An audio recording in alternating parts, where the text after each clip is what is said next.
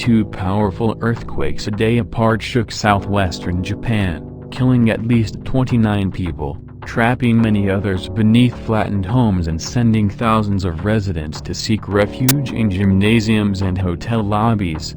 The exact number of casualties remained unclear as rescue efforts continued to unfold today, with the latest standing at 19 from Saturday's magnitude 7.3 quake on Thursday night.